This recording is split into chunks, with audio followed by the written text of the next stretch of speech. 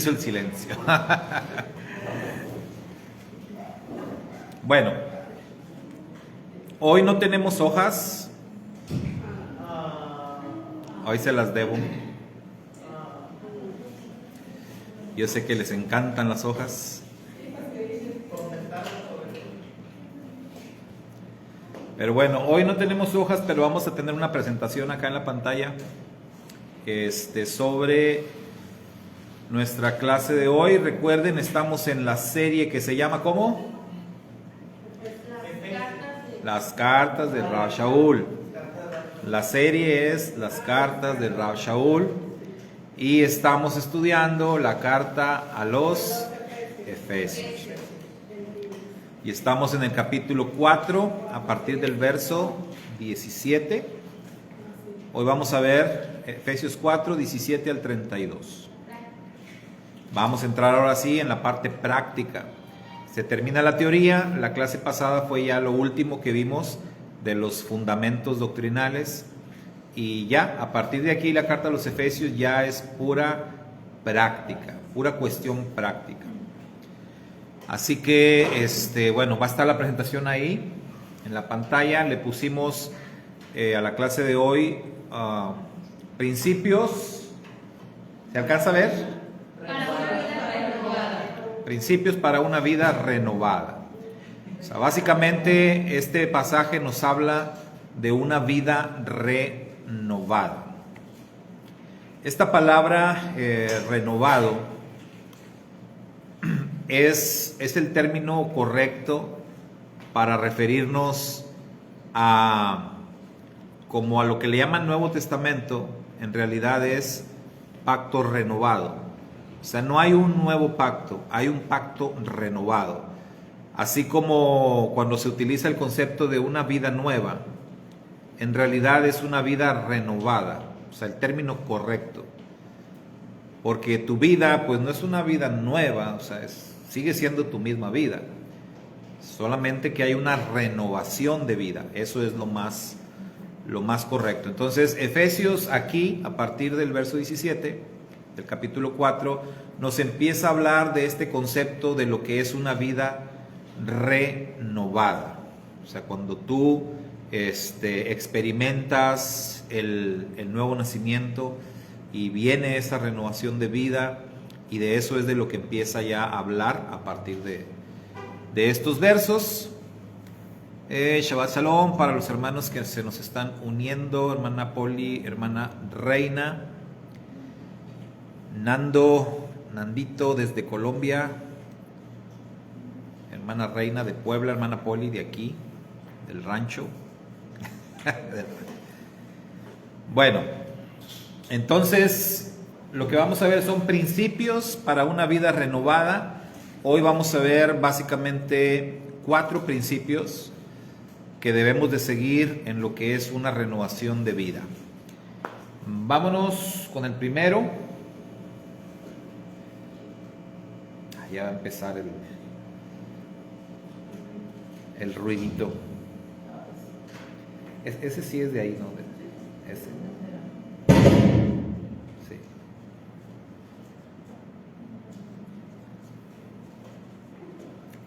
Bueno, primer principio, o principio número 1, que nos enseña nuestro texto. ¿Cuál es? ¿Qué dice? Que nuestro estilo de vida sea claramente distinto al de aquellos que viven fuera del pacto por el Dios de Israel. ¿Cómo viven? Muy bien. ¿Cómo viven ellos? Esa va a ser una pregunta que tenemos que contestar, ¿verdad? Pero el principio que nos enseña el Rav Shaul ahí es de que la vida renovada tiene que ser claramente distinta a la vida o el estilo de vida que viven aquellas personas que están fuera de pacto. Ahí las versiones bíblicas, la mayoría dicen gentiles. Entonces, recuerden ustedes que la palabra gentil significa fuera de pacto. Una persona que ya entró en pacto con el Dios de Israel ya no es gentil, porque ya entró en pacto. El que no ha entrado en pacto ese es un gentil. Entonces el Rab Shaul dice a los efesios, y anteriormente en la parte doctrinal ya les había dicho, ustedes ya no son extranjeros, ustedes ya no son advenedizos, ustedes ahora son conciudadanos de los santos, ustedes que antes eran gentiles, antes estaban alejados de Dios, antes estaban alejados de la ciudadanía de Israel, ahora, por medio del sacrificio del Mashiach, ustedes han sido hechos cercanos. Ahora ustedes ya no son gentiles, ustedes ya están dentro de pacto, ustedes ahora son miembros de la familia del Eterno. ¿Qué les está diciendo? Ustedes ahora son israelitas, son parte de Israel. Por lo tanto, esa es la teoría. Ahora viene la práctica. La práctica es, como tú ya no eres gentil, ya no debes vivir como gentil. Ya no te debes de comportar como gentil. ¿Sí? Ya, eso ya cambió. Ahora se requiere que tu estilo de vida, es lo que nos dice este principio, que tu estilo de vida, que nuestro estilo de vida marque diferencia, que se pueda apreciar, que se pueda palpar. Entonces la pregunta que tenemos que contestar aquí es, ¿cómo viven ellos? ¿O cuál es el estilo de vida de un gentil? El mismo texto nos proporciona ahí respuestas, el mismo texto de Efesios 4, ahí en el verso 18 me parece, 18, 19, por ahí nos da algunos datos de cómo es el estilo de vida de los gentiles, de aquellos que están fuera de pacto. ¿Qué dice ahí, hermanos? ¿Cómo es?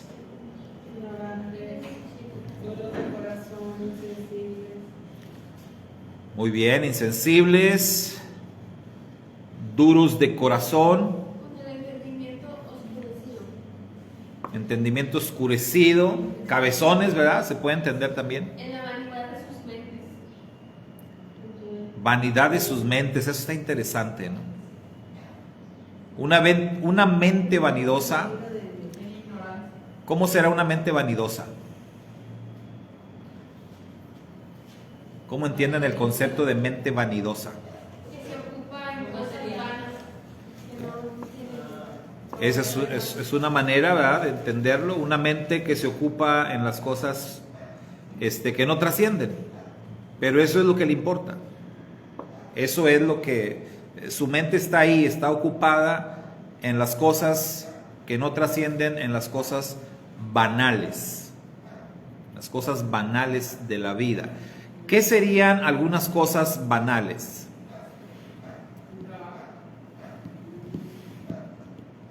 Puede ser las cosas materiales,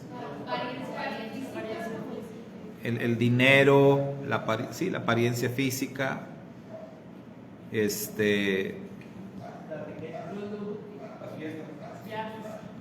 sí, fiestas,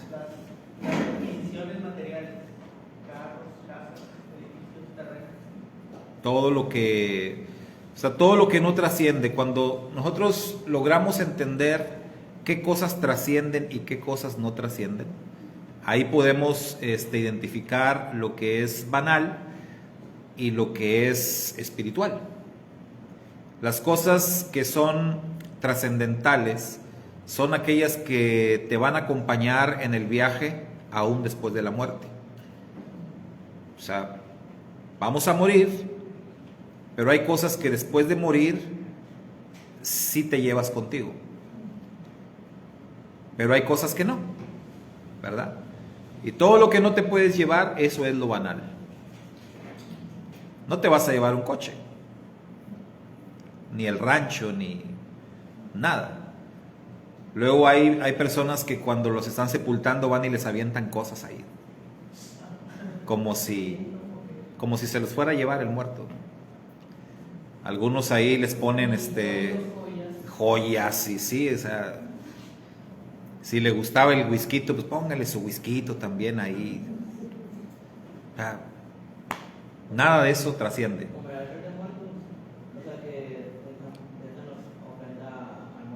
Ajá.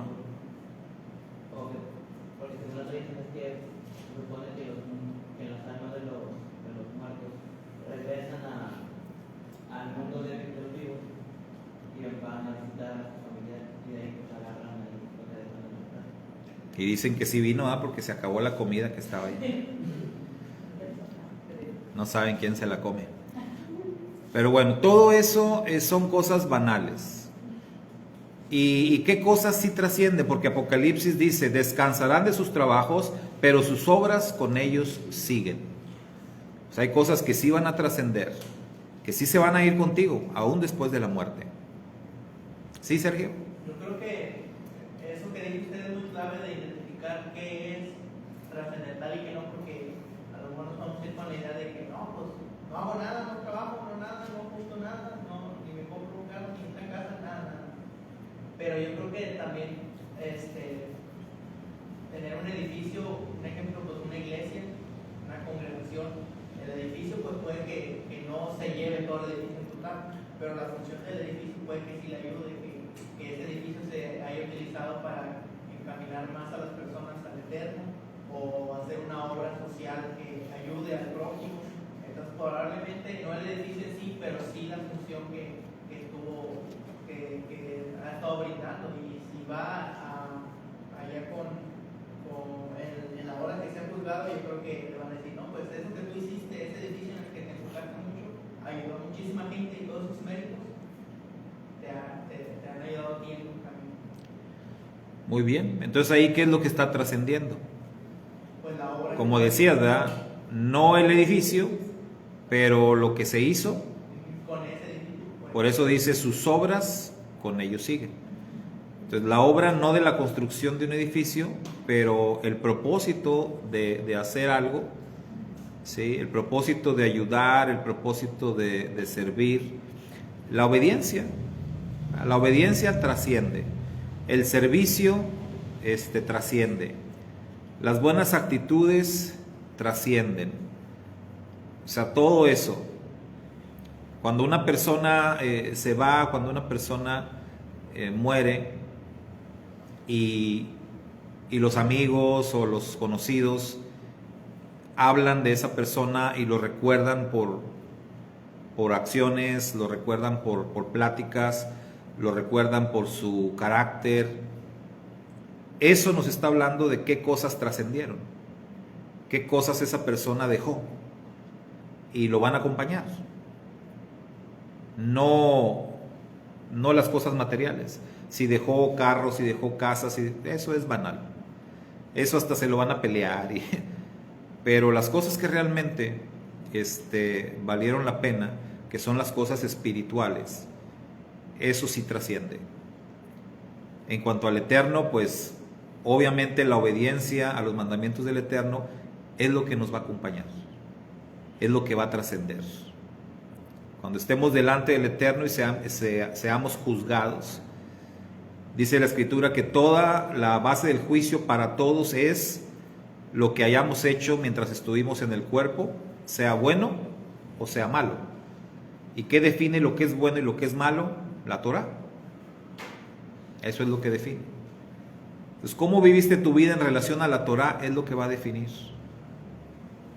Entonces ahí el Eterno no va a juzgarnos en base a lo que hicimos de logros materiales, sino lo que hicimos en la obediencia a los mandamientos. Eso es lo que va a hacer. ¿Sí? Entonces tenemos cosas ahí banales, y lo que el Rav Shaul dice es que los gentiles se enfocan en lo banal, se enfocan en lo material, y su estilo de vida gira alrededor de las cosas materiales.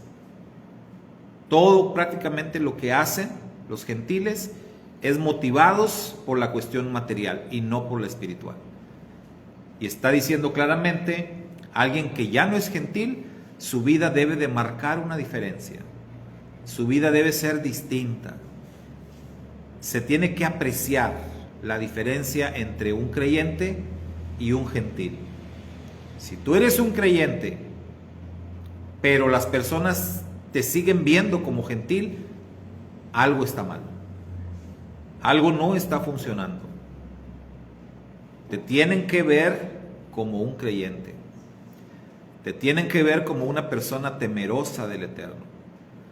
Te tienen que tratar distinto de cómo se tratan ellos entre sí. Se tiene que marcar esa diferencia. Tiene que haber incluso hasta un respeto. Que las personas, los gentiles, tienen eso, que cuando ellos reconocen a una persona temerosa de Dios, te tratan con respeto. No por ti, sino por el Eterno. Pero ellos ven en ti al Eterno y eso les causa respeto, les causa cierto temor. Y entre ellos no, entre ellos se tratan sin ningún temor y sin ningún respeto. Entonces, por eso, si tú ves que todavía hay gentiles que te tratan como si tú fueras un gentil, algo estás haciendo mal, ¿verdad? En algo estás fallando, no estás marcando esa diferencia en el estilo de vida que dice la Escritura, tenemos que marcar. Tiene que estar clarita la marca, como alguien que pinta una raya, ¿no? Como Josué, ¿se acuerda cuando dijo, a ver, vamos a pintar línea aquí? Y los que estén conmigo para vivir una vida en el temor del Eterno, y que ya vamos a dejar a un lado la idolatría y las costumbres de nuestros padres y todo eso, a ver, acá conmigo. Y los que quieran seguir viviendo en la vida de antes y todo, pues, quédense de aquel lado. Entonces, pintas una raya imaginaria y tiene que haber un cambio, tiene que haber una diferencia clara. Este es el primer principio. Y aquí estamos hablando de práctica. Y ahorita vamos a ver qué cosas prácticas son las que tengo que dejar de hacer. Y qué cosas prácticas son las que tengo que hacer. La hermana Feli dice que la vestimenta moderna, dice. La vestimenta moderna. Fíjese que el tema de las modas, es algo curioso, y el tema de la ropa en sí es, diríamos, cuestionable según las perspectivas. Las Escrituras nos hablan de la vestimenta no en base a modas. Las Escrituras nos hablan de vestimentas en base a principios, en base a, por ejemplo, dice a la mujer que se vista como con decoro, ¿verdad? Con decoro o sí, decentemente. El tema es quién decide. ¿Quién decide lo que es decente y lo que no es decente? ¿Quién decide lo que es una ropa cuestionable o no? Esa es la parte interesante, ¿verdad? Porque si de pronto podemos caer en la cuestión de estarnos juzgando o estar juzgando a personas por cuestiones como esta, ¿no? Como la ropa, como la forma de vestir, y no nos preguntamos quién está estableciendo esos parámetros, quién los establece, quién decide, quién puede decirle a otro, estás vestido de una manera indecente, ¿según quién? Sí.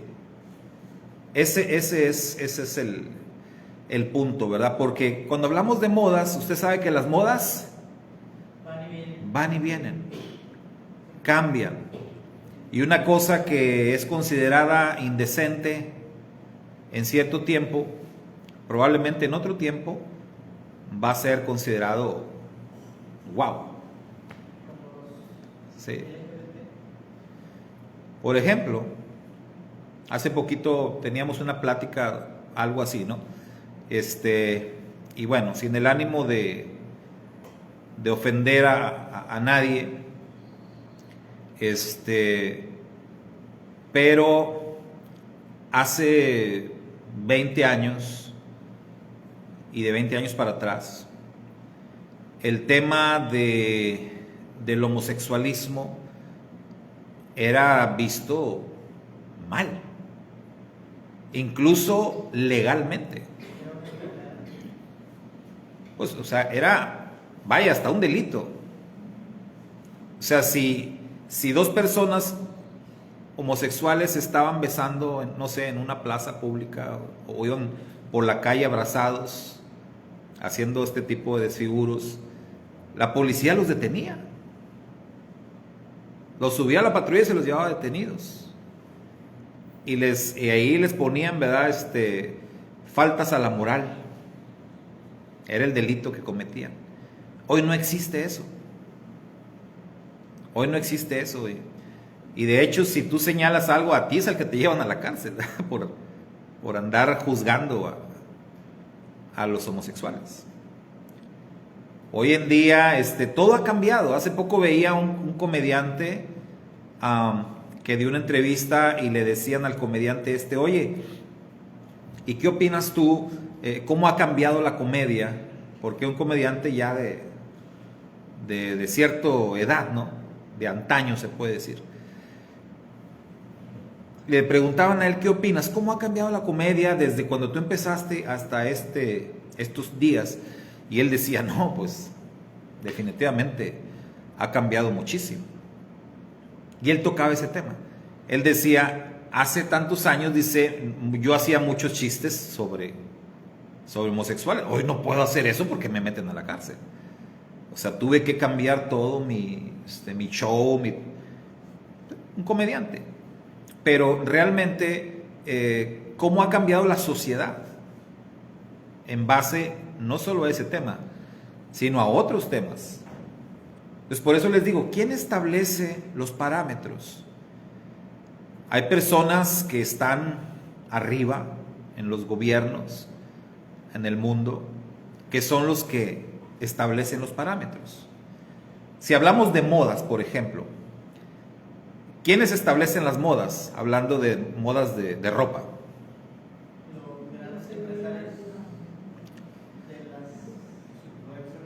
Pero ¿a quiénes usan, verdad? A personas que son influencers. Hoy les decimos influencers. Artistas, cantantes, personas populares.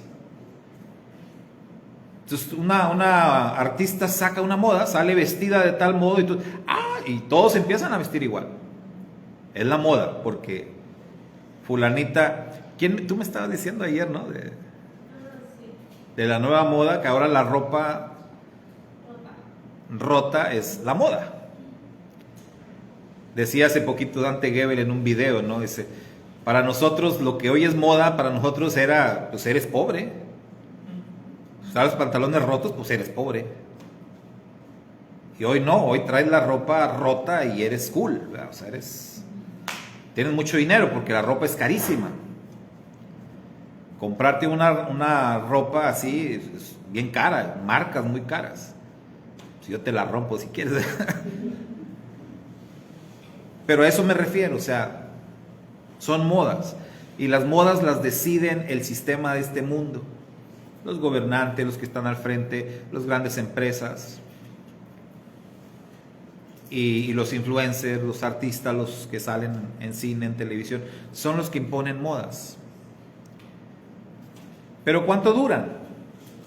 Al rato cambian. Sí. Al rato cambian y pues... Entonces, el tema de todo esto que es lo visible, las ropas, sí puede ser algo que se defina, pero tenemos que tener mucho cuidado con lo que la Escritura nos dice y saber interpretar de manera correcta a qué se refiere, ¿verdad? Cuando nos habla, por ejemplo, de ropa. Porque algo que la Escritura dice es que la mujer no vista como hombre, o que el hombre no vista como mujer. El asunto es que cuando eso se escribió,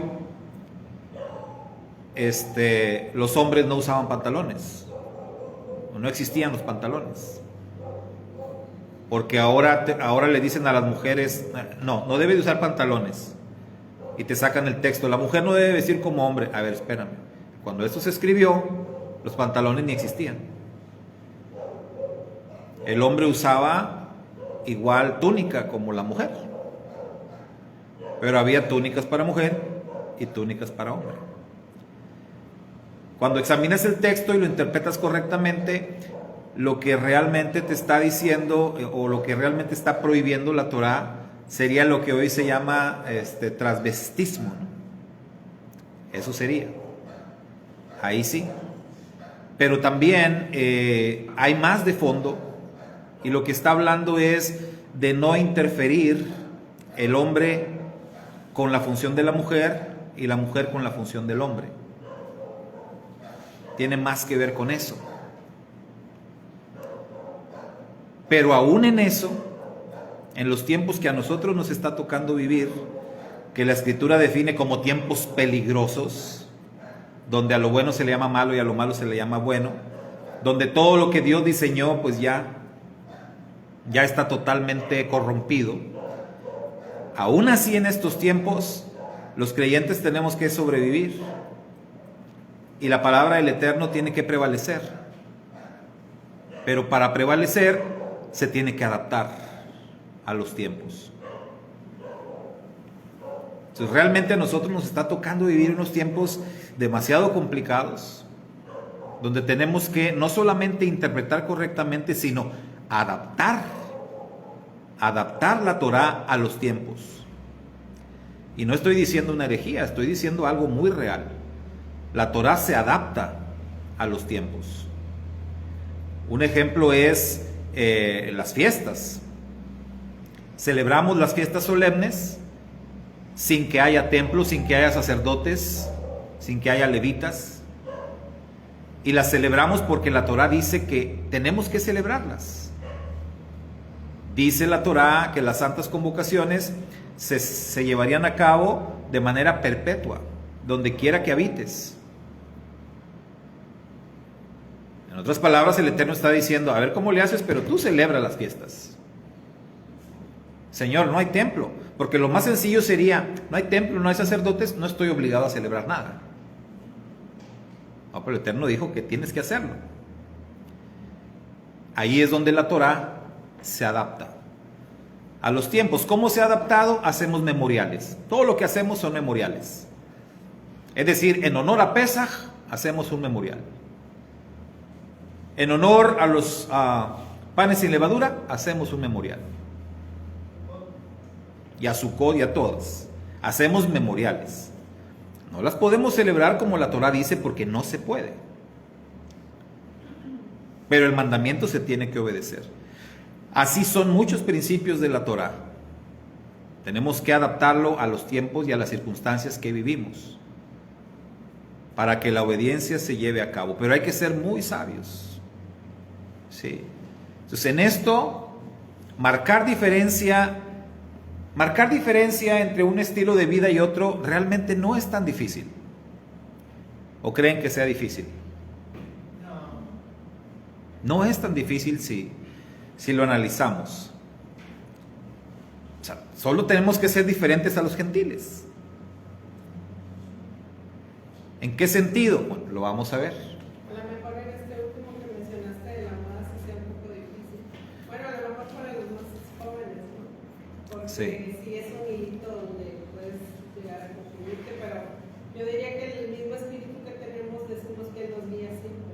Y Él nos guía, o sea, Él nos dice porque Él nos exhorta. Entonces, si de alguna manera estamos mal, hablando de indecencia, a lo mejor en el vestido o en la conducta, pues Él nos exhorta. Y en lo que decías que tenemos que ser tratados por ellos mismos como algo diferente, pues ahí entra también en nuestro vestido. Sí. Si nos ven vestidos igual que ellos, pues no hay diferencia. Entonces, digo, eso nos ayudaría a saber qué tanto si agarramos moda o qué tanto.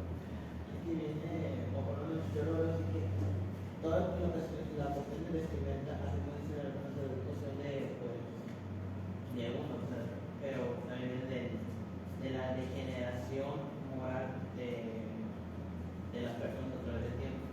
Porque, pues, recordando, porque recuerdo haber visto videos musicales de los 80, de los 70, y fue ahí,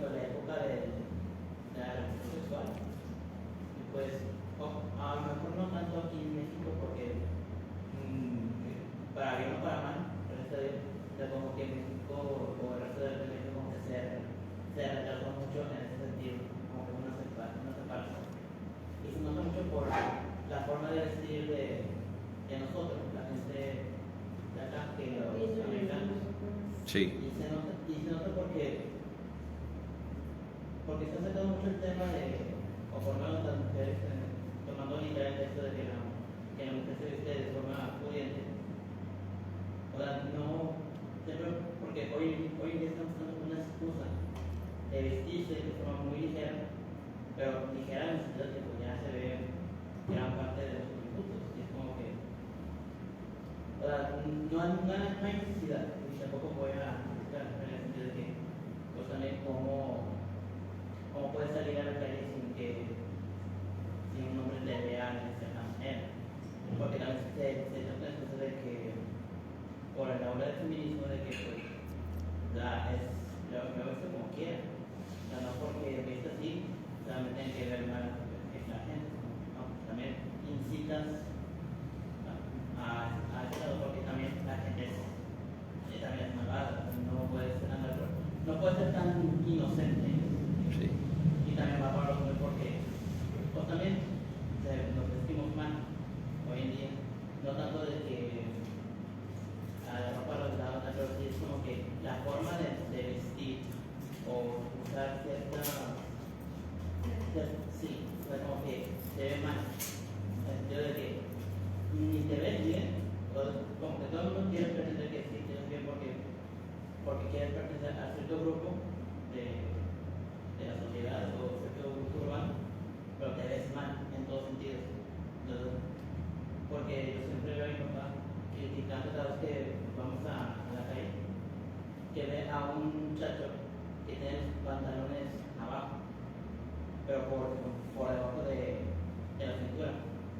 Y siempre dice, bueno, y este hombre no usa cinturón, y no se casa. Es como que pues, y yo lo veo como a mí me da eso porque pues, se ve parte de la rutina. Es como que mejor ni o short o no sé nada. Es que, sí, dice Aleida y dice bien, ¿verdad? Esos temas siempre van a ser complicados porque hay muchas cosas que afectan. Tenemos las brechas generacionales, ¿no? Que eso es de lo más normal.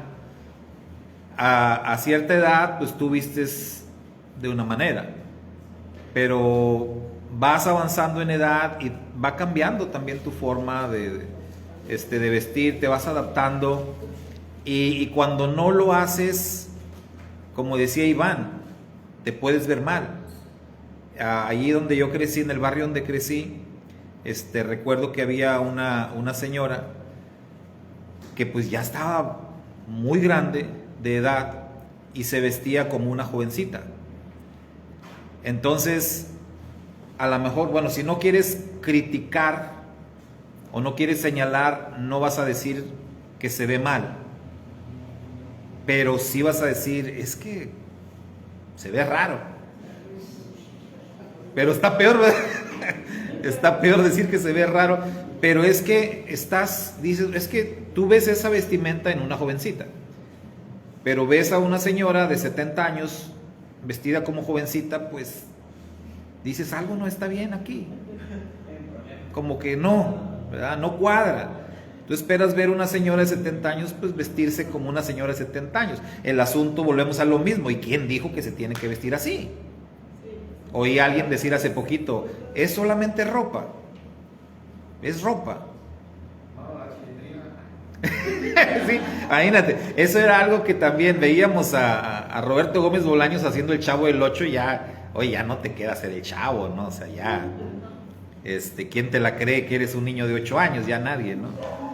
O Chabelo. Las personas que usan los tatuajes Sí. son modas y hay personas que por llevar tatuajes los han confundido. Ahora con el tema de la seguridad. Sí. Exacto. O sea, son muchas cosas ahí que siempre vamos a decir, bueno, ¿quién decide? Cuando tenemos escritura claramente que define un no matar, no robar, ahí no está discusión. Pero el tema de la ropa, pues siempre va a haber polémica. O el tema de los tatuajes, ¿verdad? Va a haber polémica. Porque sí hay un texto en la Torá que habla de tatuajes, pero vaya, da para cuestionar. Porque dice marcas, no te harás marcas. Entonces, y dice por los muertos. Entonces ya de ahí puede empezar una polémica. Pero se ve como moda, como dice José Manuel. Vuelvo yo a lo mismo. Cuando yo era niño, los tatuajes solamente los hacían en las cárceles. Si tú traías un tatuaje, tú estuviste en la cárcel. Eso era sinónimo. Estuviste en la cárcel y te tatuaron. Porque acá afuera a nadie tatuaban. Nada más en la cárcel. Ese era el asunto. Y ese era el estándar, ¿no? Entonces todas las personas, igual, como ahorita, yo ando pelón. Es una moda también andar pelón. O en su momento era una moda la barba de candado, ¿no? ¿Se acuerdan? Que una vez una hermana a mí me regañó por traer barba de candado. Me dijo que cómo era posible que yo, un siervo de Dios, un pastor, trajera o cayera en las garras de la moda del mundo. Y me dijo de todo, ¿verdad? Yo nada más me le quedé viendo y me di la vuelta y me fui. Dije, no voy a discutir con usted, ¿verdad? Porque vamos a salir mal. Es un tema que da para debatir y que no vale la pena. O sea, no vale la pena. Más bien tenemos que definir las cosas que son trascendentales. Ver lo que realmente se valora, ¿sí? O sea, sé, como dice Iván, pero también como dice nuestra hermana Leida, que todo eso va a dar para discusión y desacuerdos. Porque realmente, ¿quién define? Los principios que la Escritura nos enseña son los que tenemos que seguir. Quizá lo podemos tomar como en su momento aprendimos y que tenemos que hacer con lo de la comida, ¿verdad? O sea, pudiera ser, tal vez pudiera funcionar. Que si para la hermana, o sea, le es estorboso que yo use minifalda, pues no me la pongo a la tarea, me la desuelvo ahí en mi casa. O sea, no sé, algo así, tal vez, pero yo sigo pensando que bueno, el RAC es el que realmente ahí está con nosotros, dice que nos da bien. Sí. Y lo importante es que si algo en lo personal te incomoda, tú se lo digas a la persona, como dice la Escritura. Tú se lo digas a la persona, no que se lo digas a otro, porque eso ya es chisme, pero que se lo digas a la persona. O sea, si a ti te incomoda, como el hermano aquel, ¿verdad? Que un amigo pastor, que ahí en la iglesia que él pastoreaba, pues en esta iglesia no acostumbraban a aplaudir, ni levantar manos, ni nada. Y una vez llegó un hermano que le gustaba aplaudir, estaba la alabanza, estaba aplaudiendo, y va el hermano y le dice al pastor, pastor, vaya y dígale a ese hermano que no aplauda. Y el pastor le dijo, pues dígale usted, a mí no me molesta, pero si a usted le molesta, pues usted dígale. Y así tiene que ser, ¿verdad? Pues tú dile. Finalmente es tu molestia o es tu punto de vista. Si tú tienes algo en contra de alguien, la Escritura dice, ve y háblalo con él a solas. Pero no lo juzgues, no lo hables con otro, no hagas la shonjara porque es un problema. Sí, hermana Hilda. Pues yo antes tenía mucho eso de ver que sí, cómo vestir, que no sé qué. Pero yo creo que eso de la vestimenta está en cada quien. En cada quien y depende de cómo sea uno cada uno. Pues eso no te condena. No te define. No te condena y Dios no nos mira por lo que traemos en la ropa. Nosotros mismos somos los que nos estamos maliciando o depende de la malicia que tenga uno de ver. ¿Entiendes? Sí, y pues hay... Nos ven cómo estamos vestidos. Recordé una anécdota cuando era estudiante del seminario. Me tocó tener un tiempo un director en el seminario que era tremendo este hermano, muy bromista y muy juguetón. Y luego del seminario nos mandaban, estábamos una semana internados cada mes. Y los miércoles nos mandaban a predicar a diferentes iglesias de la ciudad, allá en Matamoros. Y nos tocó ir a un equipo, creo que éramos 4, a cierta iglesia en Matamoros. El director nos envió ahí. Y desde que nos dijo, yo iba encargado del grupo. Y desde que nos despidió, que ya, váyanse, dijo.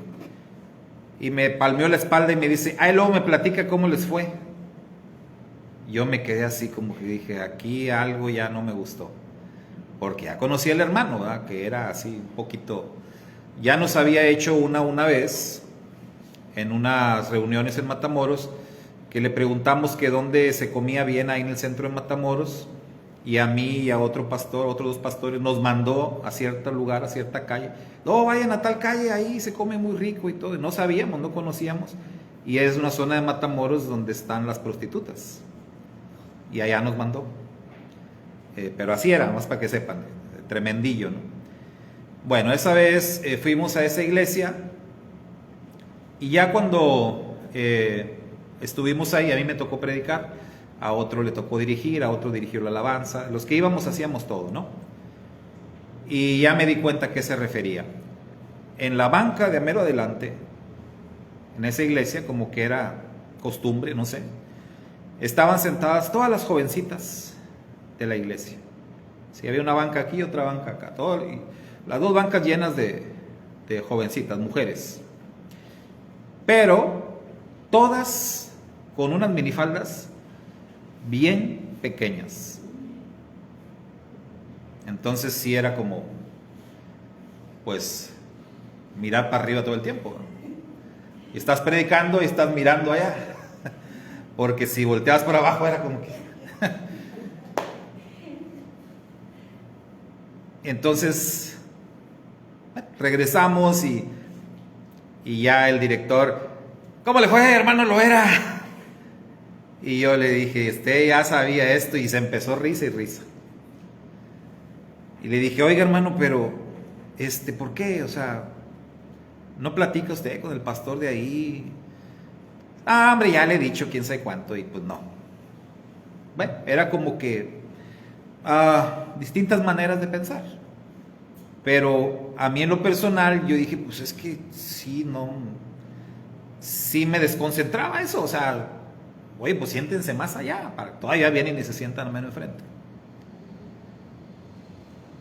Pero son cosas que vienen al caso, ¿no? Lo que estamos diciendo. Porque ahí no hay una diferencia marcada en el estilo de vida, en este caso en el estilo de vestir. Y ahí sí podemos decir que faltaba un poco de decoro, ¿sí? Pero bueno, siempre va a haber polémica y controversia en eso. Segundo, faltaba tela, sí, exactamente. Gracias, Nando, por el comentario. Nandito nos hizo un comentario por aquí. Segundo principio, que nuestro estilo de vida sea inspirado en la vida de Mashiach y en sus enseñanzas. Porque necesitamos un ejemplo. O sea, si vamos a hablar de una vida renovada, necesito una fuente de inspiración. Necesito a alguien que sea mi ejemplo. ¿En quién me voy a inspirar? ¿A quién voy a seguir? ¿Cómo voy a hacer las cosas? Bueno, lo que enseña el Rav Shaul ahí dice es que el Mashiach Yeshua tiene que ser nuestra fuente de inspiración. Hay un libro muy interesante que se llama Los hábitos de Jesús, que lo leí, lo estudié hace muchos años y que incluso en la iglesia lo compartimos. El autor se dio a la tarea, ¿verdad?, de escribir un libro sobre los hábitos de vida que tenía nuestro Santo Maestro Yeshua. Y entonces sí es un libro interesante. Pues por decir algo, menciona el libro como Yeshua tenía el hábito de levantarse temprano. para decir algo, ¿no? Entonces, pues ahí ya el perezoso que le gusta levantarse tarde, pues va a decir, ay, me va a costar. Pero es un ejemplo. A Yeshua tenía el hábito de levantarse temprano. Si Él es tu fuente de inspiración, pues bueno, ahí hay un hábito a imitar o a seguir. Sí. Yeshua acostumbraba cotidianamente a asistir a la casa de estudio, a la sinagoga. Ahí hay otro hábito. Lo hacía en Shabbat, no en domingo. Ahí hay otro hábito. ¿Sí? Ejemplo. Entonces, ¿qué realmente tenemos que hacer, hermanos, para lograr esto? Para lograr que Yeshua sea nuestro ejemplo a seguir. Para lograr que Yeshua o la vida de Yeshua sea nuestra inspiración, nuestro modelo. ¿Qué necesitamos hacer?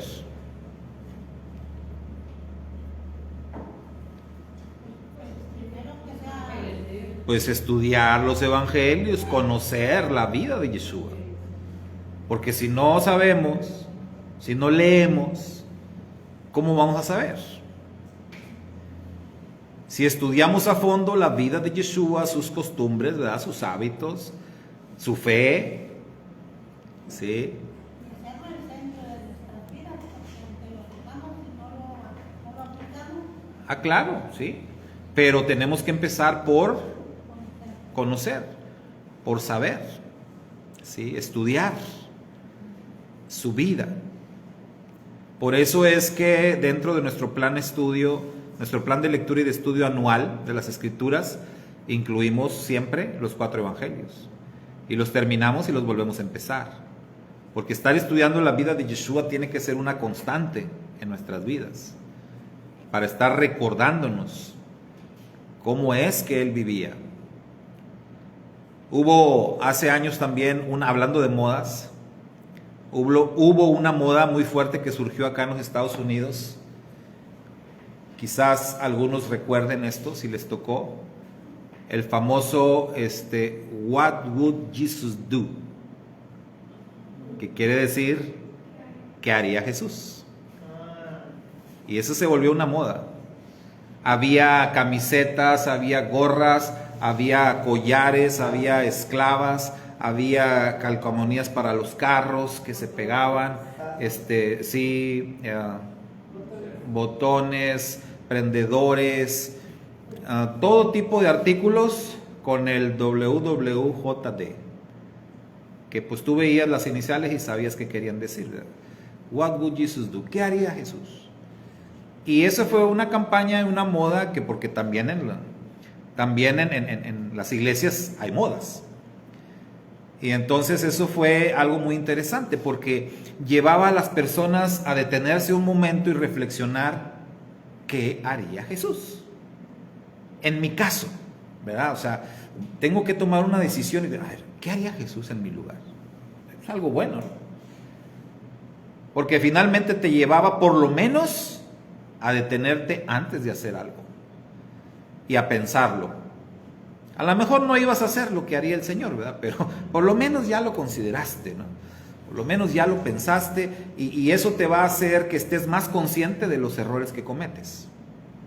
Entonces creo que esa fue una buena moda. Ya pasó, quedó atrás.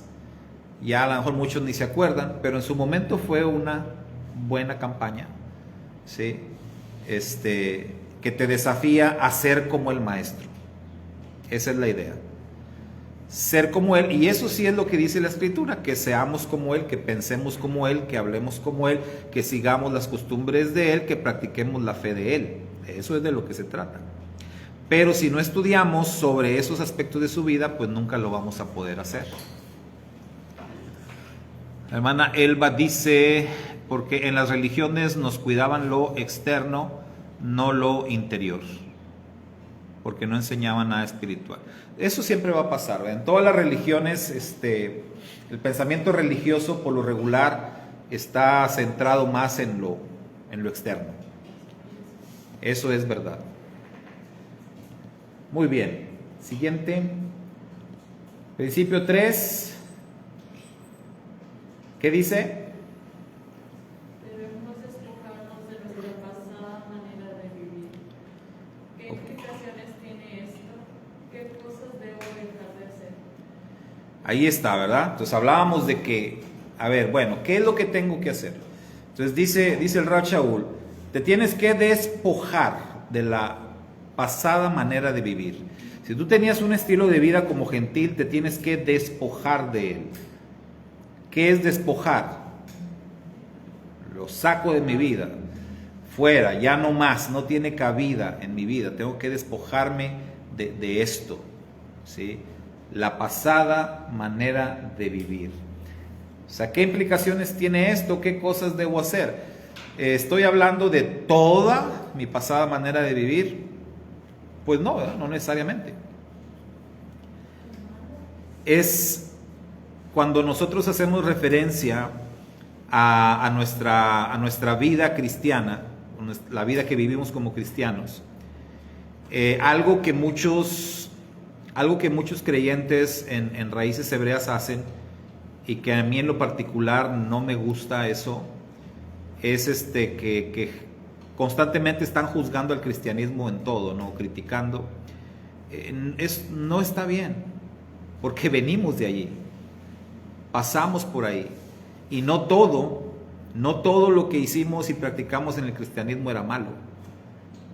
De hecho, si no fuera por esa plataforma cristiana, no estuviéramos donde estamos. Ese camino nos trajo acá. Entonces es absurdo que nos pongamos a juzgar y atacar al cristianismo. O sea, no debe de ser, ¿sí? Eso es. Entonces, nuestra pasada manera de vivir, en el cristianismo hicimos muchas cosas buenas y aprendimos muchas cosas positivas, muchas bases que hasta la fecha tenemos. Entonces, hablar de la pasada manera de vivir no significa descalificar todo, porque recuerden que aunque nosotros en el pasado no conocíamos al Eterno, el Eterno sí nos conocía a nosotros, y el Eterno ha estado en nuestra vida desde siempre.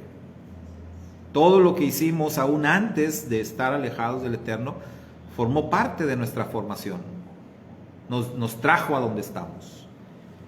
Entonces, por eso es importante que sepamos exactamente a qué se refiere la Escritura cuando dice que me debo de despojar de la pasada manera de vivir. Entonces, ¿qué implica eso, hermanos? ¿Y Las malas costumbres. qué es lo que hay que dejar de hacer? Ahí lo dice el Rav Shaul, da unos ejemplos, menciona algunas cosas. Así es, hermana Poli. Dice la hermana, gracias a lo que aprendimos en el cristianismo, esto nos permitió conocer las raíces hebreas. Exacto. La mentira, ¿sí? ¿Qué debo dejar de hacer? Ahí dice el Rav Shaul. Si robabas, si tu costumbre era robar, ya no robes. Deja de robar. ¿Se acuerdan Yohanan el Inmersor? Cuando está predicando y se acercan varias personas a decirle, ¿qué tenemos que hacer? Se acercaron unos soldados, ¿verdad? Y le dijeron, oye, ¿y nosotros? Para llevar esa vida de la que tú estás predicando, ¿qué tenemos que hacer? ¿Y se acuerdan qué les dijo?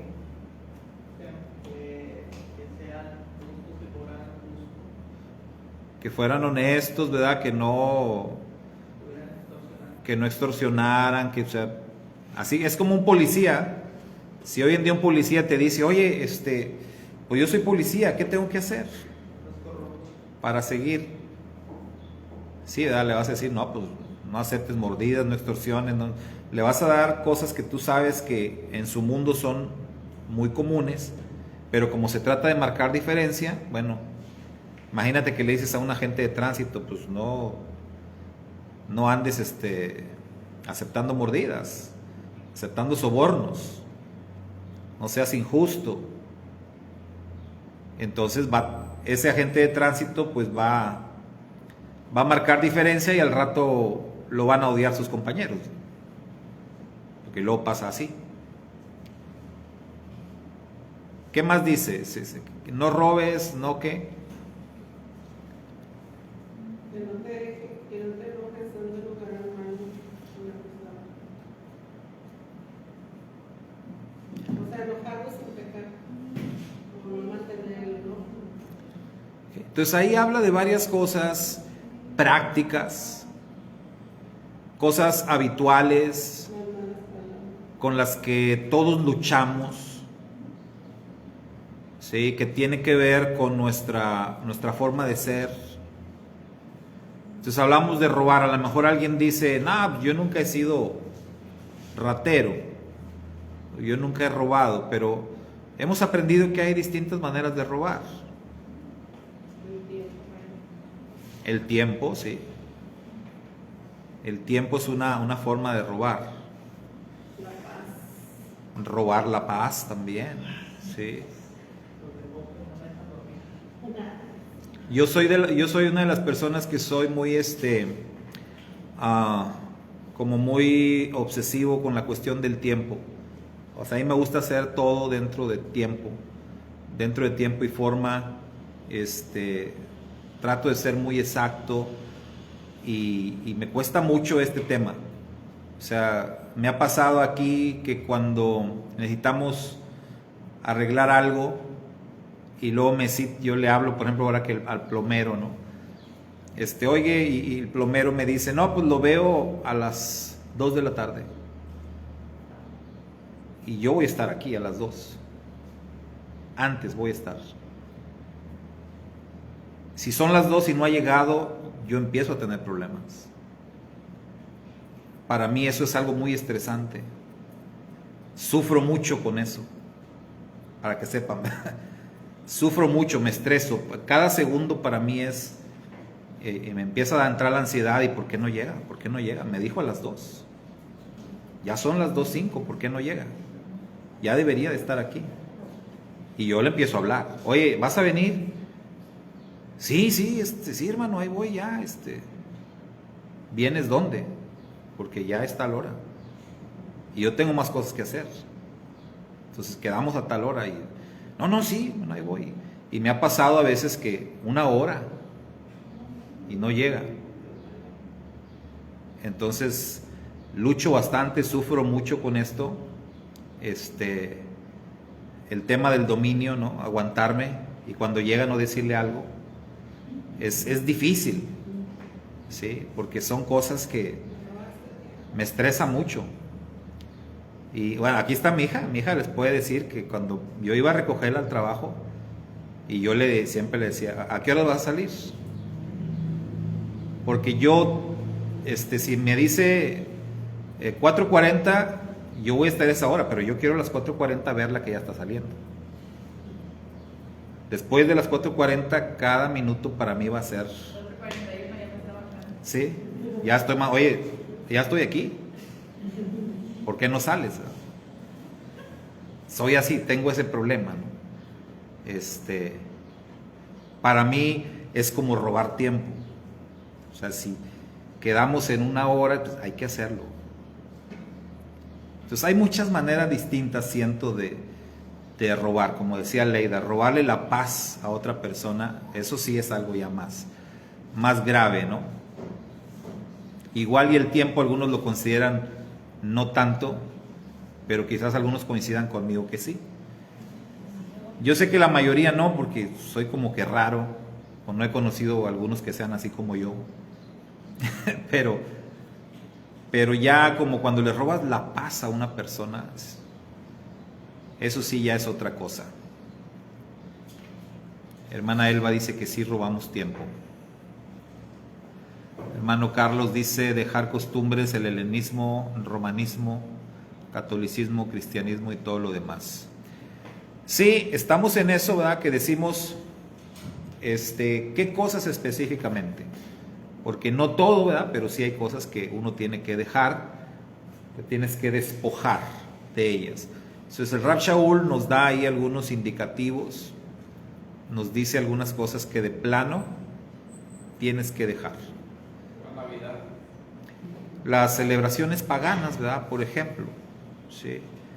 Cuando tú ya tienes claro que alguna cosa es pagana, que es idolatría, no hay no hay manera, no hay cómo, ni por el lado sentimental que muchos luego queremos argumentar, que es que es mi familia, es que no, o sea, idolatría es idolatría, paganismo es paganismo, y sí tenemos que marcar diferencia, aunque a veces esa diferencia duela, pero finalmente le haces un bien a la otra persona, le vas a dar un buen testimonio. Claro, hacerlo de una manera correcta, no señalando, no juzgando, no, simplemente no participo, no hago eso. Y es difícil, ¿verdad? Pero nos ha tocado a nosotros con personas, con amigos, con clientes ahí en el local que van y pues que les tenemos que decir, o a veces una vecina nos ofrece, vecino, voy a vender platillo y que es que no comemos puerco, lo siento, y a lo mejor pues sé que necesita pero no como puerco, ¿verdad? Así, o sea, tenemos que decir las cosas con amor, pero ser firmes en la observancia de lo que la Torah nos ordena. Y finalmente, nos regresamos al principio. Principio 4. Debemos renovar el espíritu de nuestra mente. Esto está interesante, ¿no? ¿Qué significa? O sea, el espíritu de nuestra mente. Que así dice una versión, ¿no? Debemos renovar el espíritu de nuestra mente. ¿Nuestra mente tiene un espíritu? ¿O cómo está eso? Primero, ¿verdad? ¿Qué significa esto? Y segundo, ¿cómo lo hacemos? Pero primero entender, ¿qué significa el espíritu de nuestra mente? Todos entendemos qué es la mente. El cerebro. Una hermana decía, sí hermano, la mente es la loca de la casa. Así definía ella, la mente es la loca de la casa. O sea, la casa, el cuerpo, y la mente pues es la loquita de la casa. Todos entendemos, la mente es la que controla el cuerpo. Es la que mueve todo. Pero la mente tiene un espíritu. Según el texto, sí. Porque tenemos que renovar el espíritu de nuestra mente. ¿Qué cosa es el espíritu de la mente? Hace poquito lo aprendimos en Gálatas, ¿ya se les olvidó? Cuando hablamos de espíritu, veíamos un texto de Hechos, ¿recibieron ustedes el espíritu? ¿En qué pues fueron bautizados? No habían recibido el espíritu. Entendimiento, conocimiento. El espíritu de nuestra mente es el entendimiento, es el conocimiento. Entonces lo que está diciendo es que debemos renovar el conocimiento de nuestra mente, el entendimiento. Y ahí sí aplica lo que decíamos ahorita. Nosotros como cristianos teníamos una mentalidad, pero esa mentalidad fue renovada y ahora tenemos una mente hebrea. Antes teníamos una mente griega, romana, pero se renovó. ¿Qué cambió? El espíritu de nuestra mente. Es decir, el conocimiento, el entendimiento que teníamos de las escrituras antes se renovó. Eso es lo que yo trato de explicarle, ¿verdad? A algunos hermanos cristianos, a algunos amigos, que les digo, es que no soy ni apóstata, ni hereje, ni nada de lo que dices. Simplemente mi mente se renovó, mi entendimiento de las escrituras se renovó. O sea, suena luego presuntuoso, pero les digo, es que como que trascendí un poquito, subí un escaloncito más, hombre, pero no, esto ni es contra ti, ni tú también vas a a subir ese escalón en algún momento. Pero de eso se trata, de renovar el espíritu de nuestra mente. Y si entendemos este concepto en la vida renovada, imagínense, ¿cuándo se va a terminar la renovación de nuestra mente? La renovación de nuestro espíritu. Cuando venga Mashiach, realmente va a empezar. Ahí es donde va a empezar. Porque nosotros ahorita creemos que estamos renovando, pero ¿qué tal y que venga Mashiach y diga, ay, hijitos, ustedes nada más no entendieron nada, vamos a tener que empezar de cero, que es lo más seguro, ¿no? Y ahí va a empezar la renovación verdadera. Pero el Rav Shaul dice en la otra carta en Romanos, capítulo 12, verso 2, habla también de esto. ¿Y qué dice ahí? Romanos 12:2. De memoria, ¿no? No os conforméis a este siglo, sino renovaos. ¿Y qué dice? Dice que es vuestro culto racional. Y eso lo entendemos que se lleva a cabo cada cuando, termina en algún momento. No. Sí, es como constante. Nunca vamos a terminar de aprender. Estamos hablando de renovar el entendimiento, de renovar el conocimiento de nuestra mente. ¿De qué? Del Eterno, de su palabra, de Yeshua. ¿Algún día vamos a terminar? La Escritura dice que el conocimiento del Eterno es infinito. Nunca va a acabar. Esto va a ser una constante por la eternidad. Entonces hay que acostumbrarnos a estar renovando este espíritu. Es parte de nuestra vida. ¿Cómo lo hacemos? ¿Cómo lo hacemos? ¿Qué estamos haciendo ahorita? Estudiar, aprender, profundizar, escudriñar. No hay otra forma. Para renovarnos necesitamos, de veras, ir más allá, indagar, ¿verdad? Preguntar, cuestionar, y cuestionarnos a nosotros mismos también. Esa es la forma, esa es la manera. Solamente así vamos a ir renovando. Cuando nos cerramos y decimos, no, bueno, ahí nos vamos a estancar. Pero esto se trata de renovar. Es un principio básico para una vida renovada. Estas son puras cosas prácticas, como ven, y así vamos a seguir en ese mismo sentir va el resto de la carta a los Efesios. Puras cosas prácticas, puras cosas cotidianas que nos lleva el Rav Shaul a hacer con la teoría. ¿Sí? Ya sé teoría, ya sé algo, bueno, ahora ¿cómo lo voy a practicar? De eso se trata. ¿Vamos bien? Gracias a los hermanos que han estado participando acá, mis hermanos virtuales. Gracias por los comentarios. Hermano Carlos dice, no sabemos el Mesías, Él nos enseñará el camino que debemos. Sí, como dijo la samaritana, ¿verdad? Sabemos que el Mesías vendrá y Él nos va a revelar todas las cosas. ¿Reveló Mashiach todo cuando vino? No. Realmente ella está hablando del tiempo por venir. Entonces, hay mucho todavía que tenemos que aprender. Pues hasta ahí, hermanos. Shalom, bendiciones. Despido a los hermanos virtuales. ¿Quieren ver a sus hermanos de aquí? Miren, ahí están. Con cara de sueño, pero ahí están, miren. Mire, saluden. Shalom. Acá están.